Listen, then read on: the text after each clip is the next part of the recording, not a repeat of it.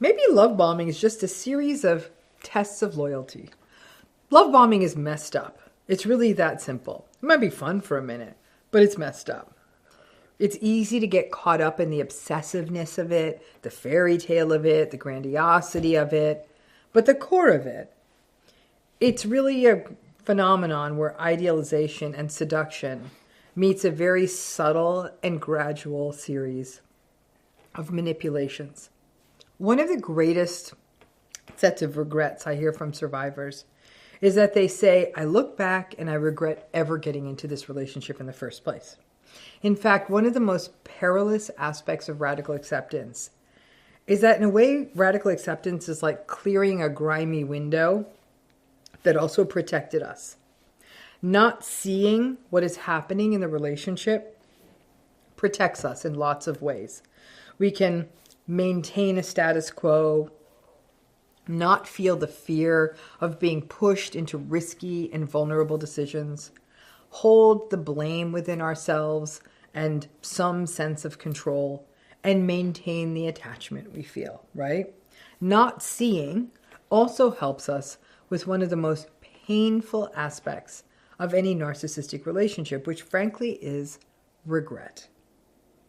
Regret is typically something felt in relationships that start from our own choice, whatever choice means, right? But it's like we're making a decision, I don't know, if we're making a decision under conditions of manipulation or coercion. Is it a choice? Whatever.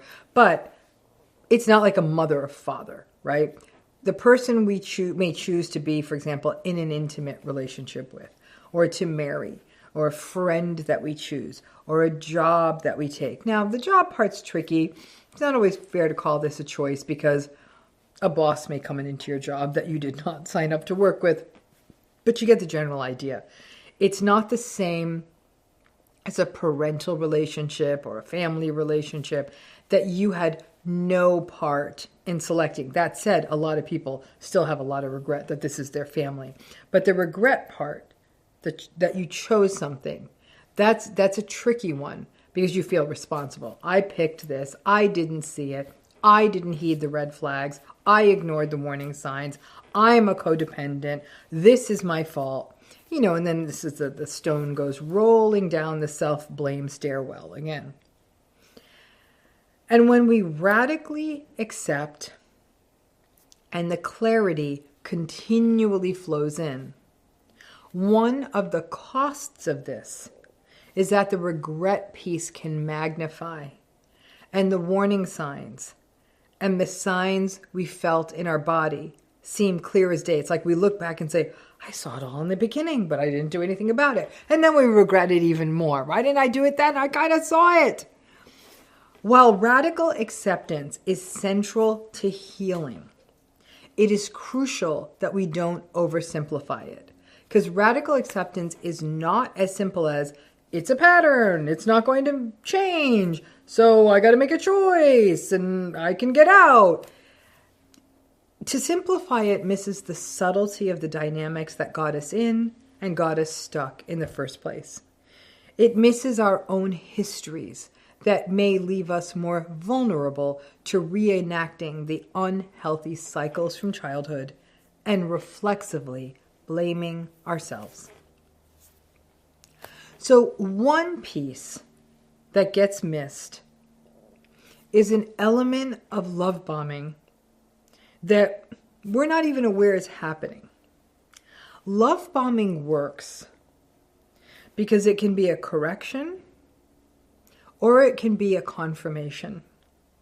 For example, if someone had parents that were unattuned and neglectful, and then someone comes around into their lives, and they're obsessive in their attention, that can feel like a course correction, but it can also work as a blinder.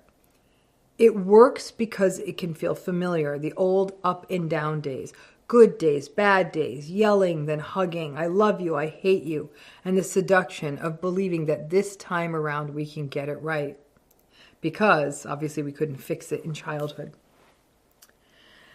It can be the opportunity, that love bombing can be the opportunity to save someone. If I just listen and I love this person and do anything I can to make their dreams come true, then I will become indispensable to this person and they will never let me go, right? That ultimate sense of security. And it's all because I'm taking charge, right? So then you feel in control. And what's interesting is that in most cases, I don't think narcissistic folks are that intentional in their love bombing. During the love bombing, idealization, seduction phase, what narcissistic people may learn is what they can get away with in this relationship. Things like, if I cry after I'm accused of something, then my partner will let me off the hook. If I use rage against this person, they tend to step down. But ultimately, the narcissistic person is always trying to consolidate power. It's less about some mastermind manipulation based on your childhood wounds that they're trying to, sort of puppeteer. And it's more about the narcissistic person just doing what gets them power. And if that intersects with your history, then the love bombing sticks. Like that obsessiveness works because you were never attuned to. If that's an obsessive narcissistic person, then it comes together. That love bombing works for you. Now, but the other thing that happens is these tests. The testing is a sort of grooming or indoctrination process. For example, when we think of grooming traditionally, a perpetrator who is grooming someone will test their loyalty, saying things like, this is our secret. You can show me how much you care about me by never telling anyone. This is what closeness is. I care about you, that kind of stuff, right? The testing of the love bombing, if you will, it happens against the backdrop of what feels like connected experience. And the power of this is when the person who's being taken advantage of, that's being preyed on, doesn't have any other protections. That's when grooming works. For example, a person who's being harmed by their own family or doesn't have a protective system around them is very vulnerable to being groomed. In other less dangerous situations, it may simply be that the mix of novelty, intensity, real fun, connected, loving, adventurous moments are also happening alongside your limits being tested as well as being isolated. Things like, we're having such a great time. Like, let's just keep this between you and I. Or, would you mind doing this for me? I know you don't usually like to do this, but could you do it just this once? In fact, some folks may even frame this as, okay, they're asking me, it's just one time. And you know what? I'm in a new relationship. I need to broaden my horizons and take some chances.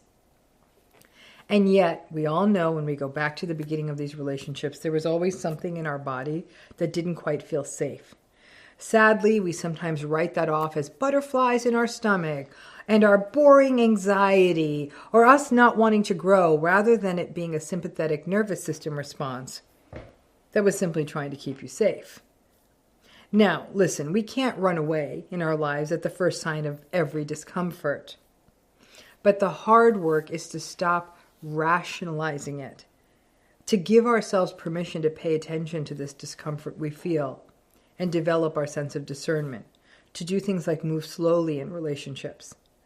The more we've had narcissistic relationships in our lives or the experience of trauma or anything that disrupts relational safety and trust, the worse we are at navigating this sort of world of discernment. These loyalty tests, though, that build into the love bombing phase, they leave us feeling complicit in our own abuse.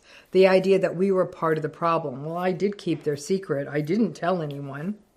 In fact, this kind of rhetoric is the reason most people who experience trauma aren't believed. The reductive doctrine of personal responsibility rarely accounts for the impacts of attachment and trauma. Our innate human drive for most people to connect and attach often overrides the agency and awareness that something is dangerous, especially if you've had to attach to dangerous people in the past. But because the tests happen and we don't see them, when we look back, we think, We were the foolish person who was partly to blame. We are the one who did it. We're the one who agreed to it. Tests of loyalty, for example, are a central part of getting people into cultic systems. Tests to prove that you are loyal to the program, to get into the inner circle, that you're loyal to the system, the leaders, even if it means, and especially if it means going against your values. The cultic system owns a person once a person doesn't turn away from the tests. The desire to belong that people have, that's complicated with people's past histories of relational trauma, can mean that passing these tests feel as though you're showing a manifestation of your love or your commitment. And whether it's a cult or it's a relationship, these tests aren't always obvious. They can often feel like shared intimacies, but they're these tiny steps forward that do draw you into secrets and shame and passively create isolation because you've committed to keeping things secret from the world. If someone straight up said to you, hey, you're about to get into a relationship with a dangerous, deceptive, and dysregulated person, you down with that? Now, in the vast majority of cases, people will say, yeah, no thanks. But the slow indoctrination of love bombing, intensity, obsession, curiosity, something familiar, something that can be fixed, it can amp up the sense of regret that can keep people stuck in the it's my fault dynamic of these kinds of relationships. What may have been a love story, a meaningful relationship, and the work of connection to you may sadly have just largely been a power play or a game to the other. I keep saying, call the book, It's Not You, for a reason, right? In the love bombing phase, two different experiences were happening, yours and theirs.